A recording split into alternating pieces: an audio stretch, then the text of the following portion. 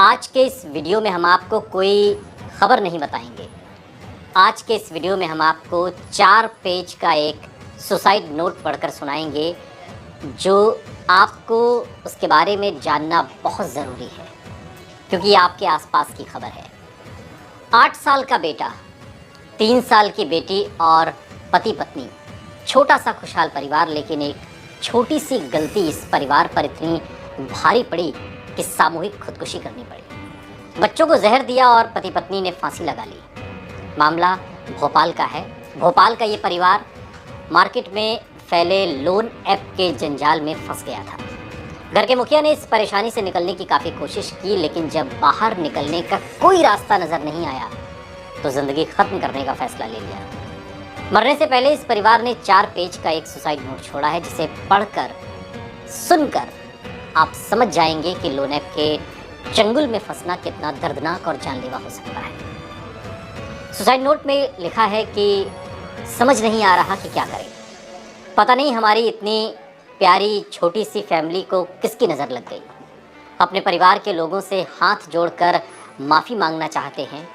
एक गलती की वजह से हमसे जुड़े सभी लोग काफ़ी परेशान हैं। खुशी खुशी हम अपने परिवार के साथ जी रहे थे, कोई परेशानी या किसी बात को लेकर चिंता नहीं थी। लेकिन अप्रैल में मेरे व्हाट्सएप पर एक मैसेज आया। इसमें ऑनलाइन काम करने का ऑफ़र था। यही मैसेज दोबारा टेलीग्राम पर भी आया। थोड़े से पैसे और अपनी ज़रूरतों के चलते मैंने इसके लिए खुद को तैयार किया। ज़्यादा समय भी नहीं देना था, इसलिए काम शुरू कर दिया। शुरू में थोड़ा फ़ायदा हुआ, लेकिन धीरे धीरे दलदल में फंसता चला गया। जब भी थोड़ा समय मिलता मैं उस काम को करने लग जाता। आगे जाकर लोड इतना ज़्यादा हो गया कि अपने काम के साथ इस काम में लगे पैसों का हिसाब ही नहीं रख पाया। इन पैसों का इस्तेमाल घर पर बिल्कुल नहीं कर पाया। काम का दबाव बहुत ज़्यादा बढ़ गया। मुझे मैसेज आने लगे कि ऑर्डर पूरा करो और अपना कमीशन निकालो, लेकिन ये एक दलदल था जहाँ से निकल पाना मुश्किल था। जब सारे पैसे ख़त्म हो गए तो कंपनी वालों ने लोन ऑफ़र किया। 4 साल पहले जिस कंपनी में था वो बंद हो गई थी, जिसके बाद मेरा क्रेडिट सिविल ख़राब हो गया था। इसलिए मैंने मना किया, क्योंकि मेरा सिविल पहले से ख़राब था, लोन कहाँ से मिलता। लेकिन कंपनी वालों के कहने पर मैंने कोशिश की और लोन मिलता चला गया। उन पैसों को भी पानी की तरह कंपनी में ही लगाता चला गया।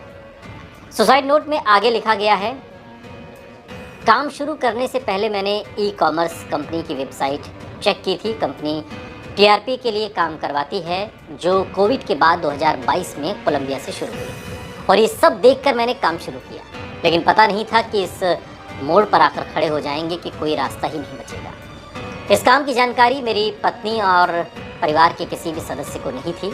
पत्नी जब भी मुझे देखती तो यही कहती कि कुछ गलत मत करना, और मैं मना करते हुए जवाब देता कि सब तुम्हारी खुशी के लिए ही कर रहा हूँ। लेकिन मेरे समझ में नहीं आया कि मैंने क्या कर डाला। ऑनलाइन जॉब का शिकार होने के बाद मुझे लगा कि कुछ दिन बाद पैसे मिलते ही सबका लोन क्लियर करके सब छोड़ दूँगा, लेकिन मैं समझ नहीं पाया कि इतना सब कुछ हो जाएगा। ऑनलाइन जॉब वालों ने मुझ पर लोन का इतना ज़्यादा कर्जा चढ़ा दिया कि मैं खुद भी हैरान होता चला गया। मैं समझ गया कि मेरे साथ फ्रॉड हुआ है। बात बात पर मेरे ऊपर पैसे का दबाव बनाया जाने लगा। ये पैसे मैंने अपने लिए नहीं लिए थे, मैं तो इनका इस्तेमाल भी नहीं कर पाया।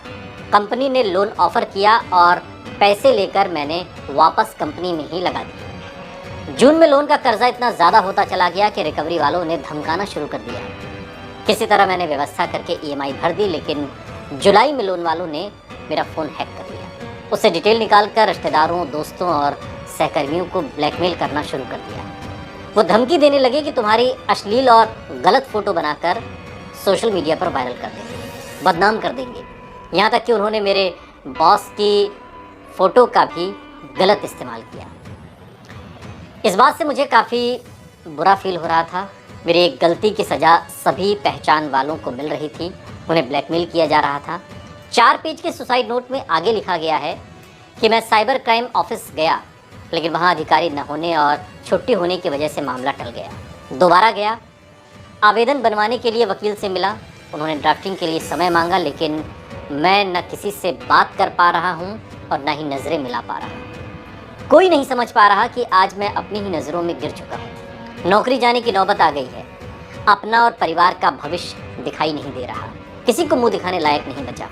परिवार से कैसे नज़र मिला पाऊंगा?